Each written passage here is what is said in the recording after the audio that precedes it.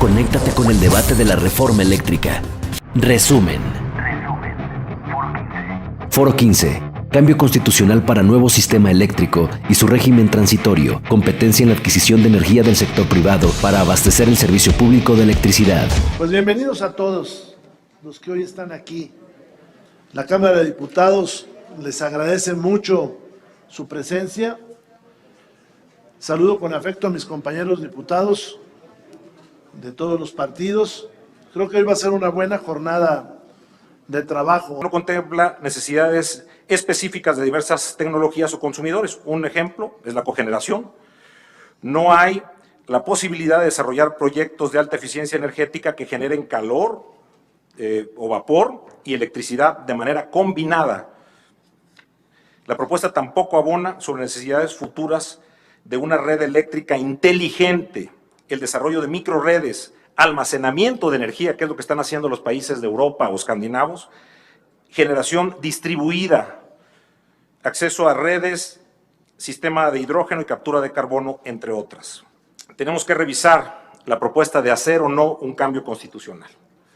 Yo, en representación de Canacintra, no estoy de acuerdo en que se toque la Constitución para este tema por querer dejar un legado político, porque vamos a entorpecer la llegada de inversiones futuras y las necesidades del pueblo de México. La discusión se debe enriquecer, y con esto cierro, con elementos técnicos, económicos, ambientales, jurídicos y sociales, más que políticos o ideológicos que en ocasiones se han esgrimido.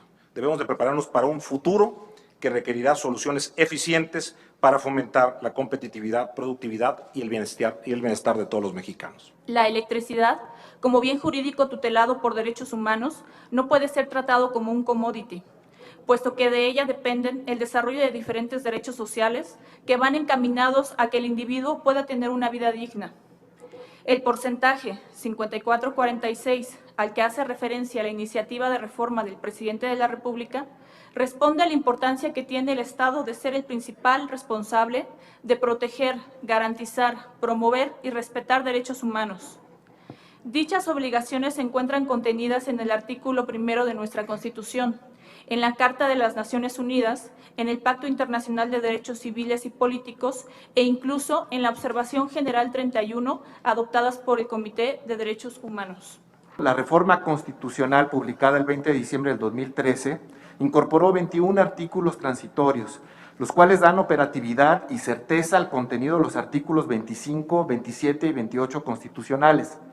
Dichos artículos, en su gran mayoría, no fueron diseñados para agotarse en la temporalidad, sino que establecieron los lineamientos fundamentales que deberá seguir la legislación secundaria a efecto de darle una implementación ordenada.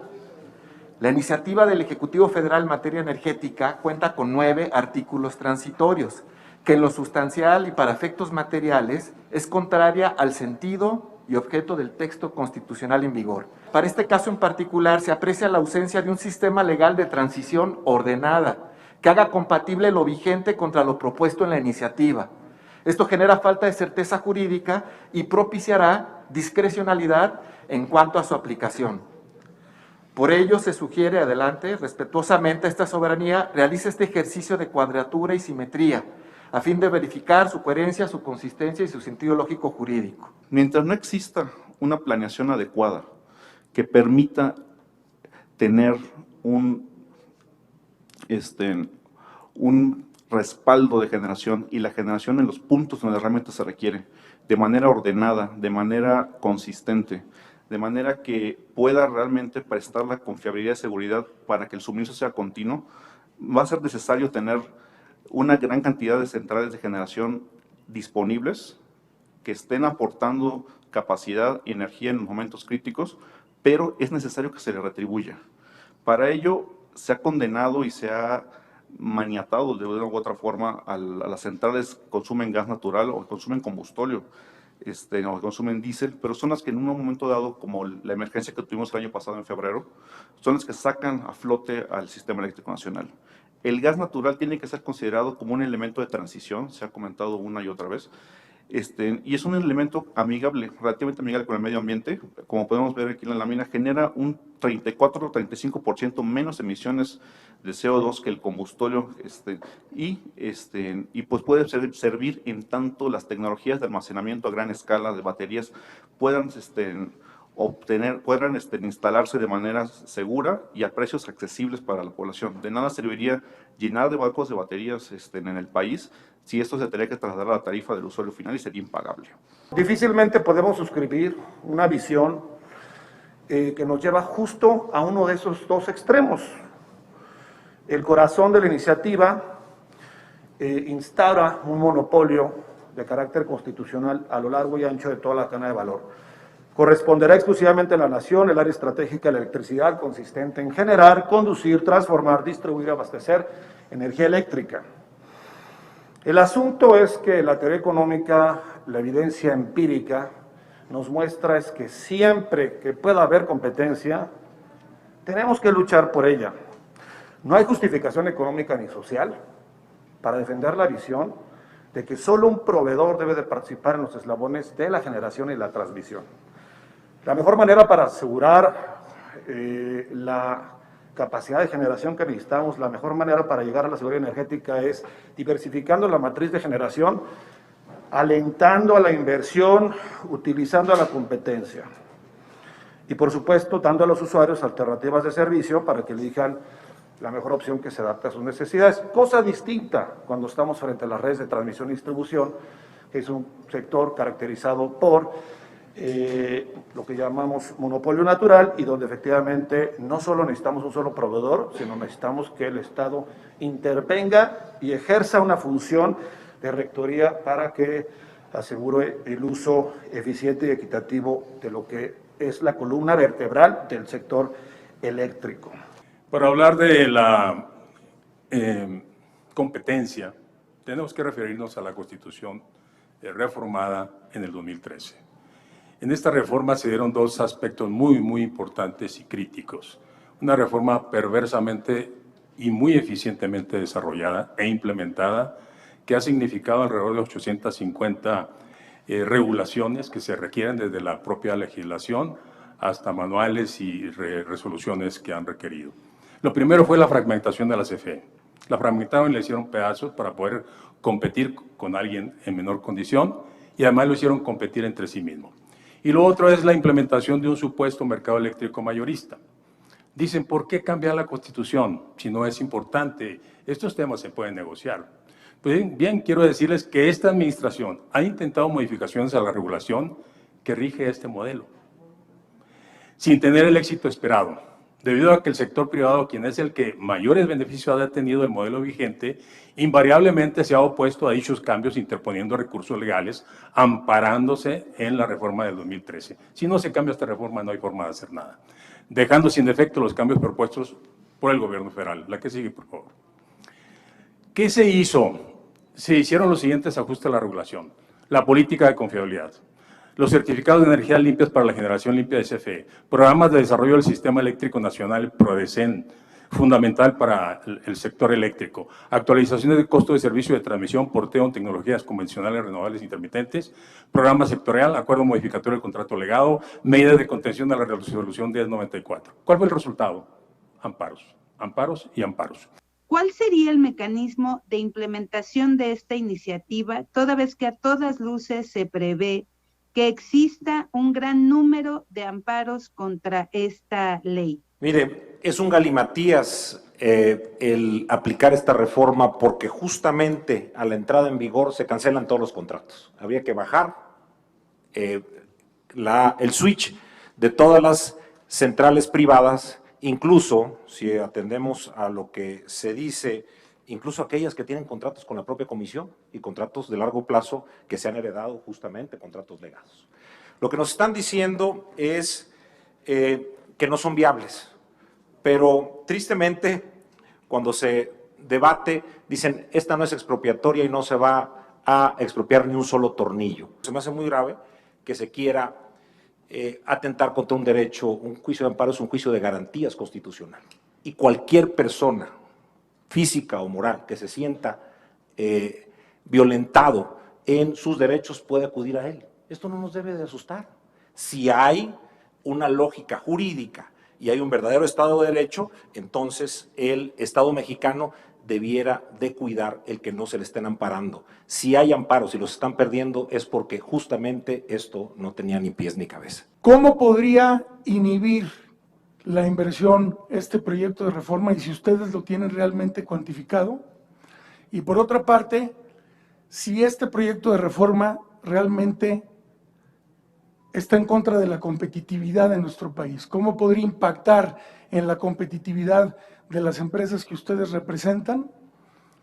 ¿Y qué impacto podría tener, digamos, en los costos de la industria? Miren, lo que se estima que se tiene invertido en el sector eléctrico por parte privado son 44,000 millones de dólares.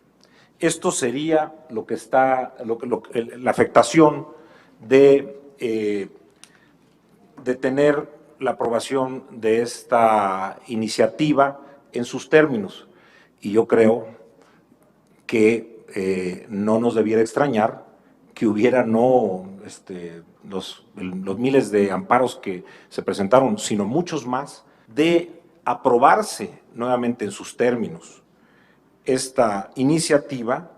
Se ha calculado que la electricidad nos pudiera costar un 35% más aproximadamente. Lo que aquí se apruebe tendrá un impacto directo en el bolsillo de los mexicanos. ¿Me podría decir por qué, ante la iniciativa que promovió nuestro gobierno en esta línea precisamente, la respuesta de los privados fue ampararse? Ya nos daban cuenta que van 4,250 amparos. Las últimas reformas, desde el acuerdo del SENACE, el acuerdo de CENER de confiabilidad, la reforma a la ley de la industria eléctrica, la ley de hidrocarburos, lo que ha adolecido como patrón común ha sido que es contraria a los artículos 25, 27 y 28 constitucionales, pero principalmente fundado en los transitorios. Por eso han dado la razón temporal.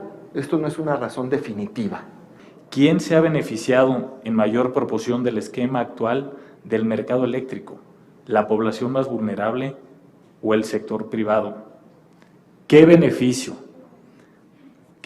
sociales ha traído a las comunidades marginadas, tanto municipios y población en general, al ver que no baja la luz? Quienes se han beneficiado de este esquema, que hoy está vigente por la reforma de 2013, en mayor proporción son las empresas.